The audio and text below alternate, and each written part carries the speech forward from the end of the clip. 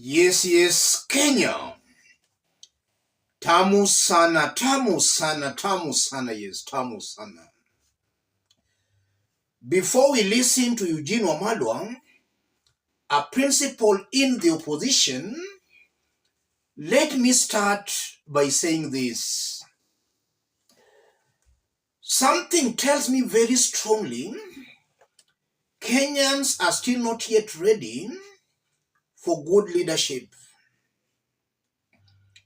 Kenyans still prefer electing bad leaders. And in 2027, Kenyans will shun good leaders. They will go for bad leaders. Last year during Gen Z protests, Kenyans were saying they wanted a Gen Z as their presidential candidate. And names such as Kasmuel Makoure, Morara came up. After which we also saw Kenyans mentioning people like Okiya Mtata, and then after that, Matiang'i. If keenly you observe Kenya's politics very diligently, Matiang'i has started losing support. Previously, Matiang'i was ranking very high, but in the past weeks, my truth meter tells me Matiang'i has started losing popularity. And as Matiang'i loses popularity, Kenyans are retreating back to their ethnic political leaders. And that's what I've always explained in this forum. Kenyans are more loyal to their ethnic political leaders than any other thing. They can sing Morara, Kasmuel, Matiang'i, but when voting comes, Kenyans will look at where their ethnic leaders are. And that's why William Ruto, if that's the trend, will easily win 2027. And if I say Ruto will win 2027, I'm not taking sides at all. I'm just saying the truth as it is. In this forum, we are not here to please anybody. We are here to accurately analyze Kenya's politics without fear or favor. If Kenyans retreat to their ethnic political leaders, the way I'm seeing they have already started, Ruto will win with a landslide. I want us now to listen to Eugene Wamalwa, a principal in the opposition. Eugene Wamalwa understands exactly what's happening in the opposition. So he's talking from a point of information. Listen to this before we continue. The reality is dawning on the opposition that with Ruto onboarding of the support of perhaps the most fierce opposition politician of all times, ODM leader Raila Odinga, their one-term choruses will be drowned out in the belted tunes of two-term. Kutoa hii serikali ya Bwana Ruto haitakuwa rahisi.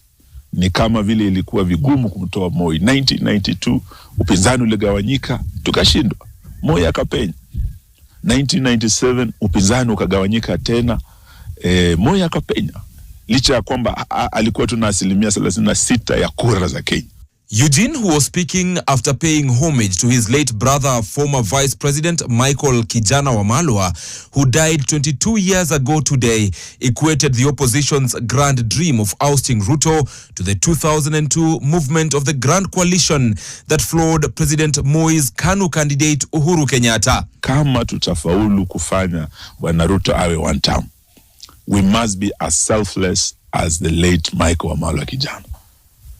They succeeded because they were selfless. They were ready to sacrifice their ambition for the greater good of the country. While this may plainly appear like a call for 2027, it also applies in the current situation where the opposition parties are independently fielding separate candidates to contest for the same seat. In Malava constituency, for instance, there is already a strained relationship between Rigathi Gachagua's DCP and Wamalwa's DAP-K Kenya, both opposition parties. That was Eugene Wamalwa speaking yesterday. And Eugene is not mincing his words. He's saying very clearly, if things continue the way they are going, it will be very hard beating William Samoei Ruto. I want us to put that into perspective for Kenyans to understand what all that means politically. If you are watching us but you have not yet subscribed, subscribe, give the video a like. Let's proceed. Listening to Eugene Wamalwa, some things are coming out very clearly. The first thing coming out very clearly, as long as Raila Odinga supports William Ruto, Ruto's re-election is almost guaranteed. He will be re-elected. Kenyans should open up their eyes. In 2022, Raila and Ruto commanded about 95% of the whole country. These two leaders are now together. As much as some Kenyans are saying Raila Odinga has lost popularity and that William Ruto has also lost popularity, a combination of Ruto and Raila Odinga can be very difficult to beat. Rigathi Gachagua some few days ago landed in the country, and we saw the kind of a reception he did get. Very few Kenyans stand up to welcome Rigathi Gachagua. A confirmation that Rigathi Gachagua might be another paper tiger. He is very popular on social media, but on the ground, he is a nobody. A combination of Raila Odinga and William Ruto will be very difficult to beat. Kenyans must wake up. The opposition leaders must equally wake up. Beating William Ruto in 2027 will not be as easy as singing one term. Just chanting and singing one term on the streets will not send Ruto home. What will send William Ruto home are these ethnic votes across the country. Who commands the ethnic votes? William Ruto commands it, courtesy to the fact that he's currently working with the right ethnic political leaders. So singing or chanting one term will not send Ruto home come 2027. Listening to Eugene again, Eugene is a principal in the opposition. He understands exactly what is happening there. As Kenyans, we are looking at the opposition from the outside. We think the opposition is united. But Eugene Wamalwa, being a principal, he understands what's happening there. When you see Eugene coming out in public to insinuate William Ruto will win, Eugene understands there are cracks, there are divisions in the opposition. That's why he's saying Ruto will win. Eugene understands the opposition is divided. They are not united. As much as they want to create an impression that they are united, there are clear divisions in the opposition. A few days ago, we saw Lawyer Ndegwa Njiru branding Matiang'i as a state project. After which Matiang'i supporters in the opposition also branded Rigathi Gachagua as a William Ruto's project, in that Ruto wants Rigathi Gachagua to contest for the presidency for the opposition's votes to be divided. And it's actually true. The day you will see Rigathi Gachagua contesting for the presidency, be rest assured the opposition will be divided. Matiang'i will go it alone, Kalonzo might go it alone, and then we'll also have Rigathi on the ballot. William Ruto will have them for breakfast very early in the morning.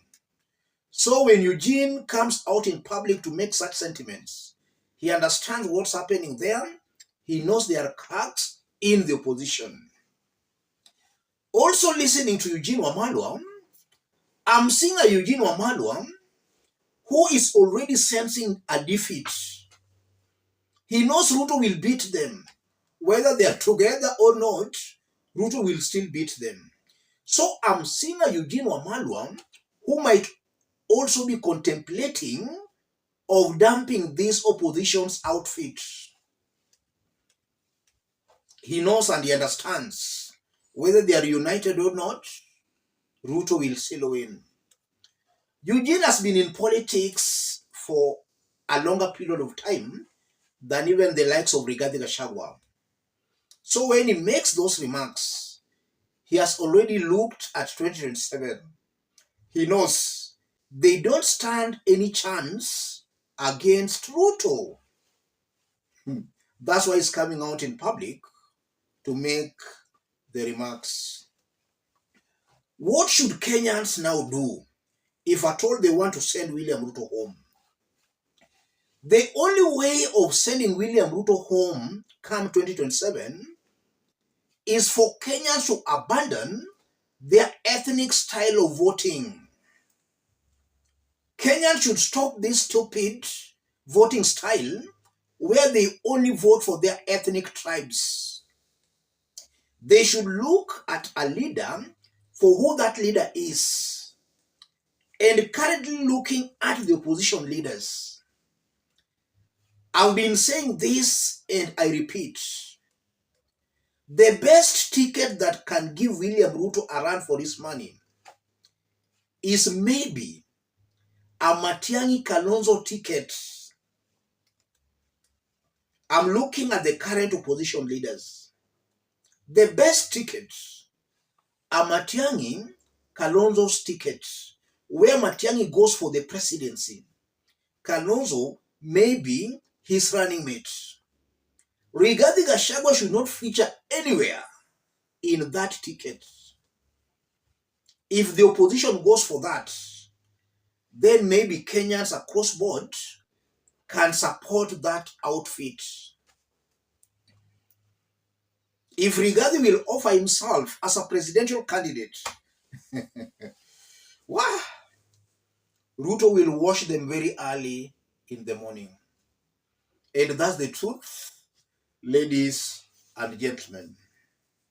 Let's meet in our next analysis.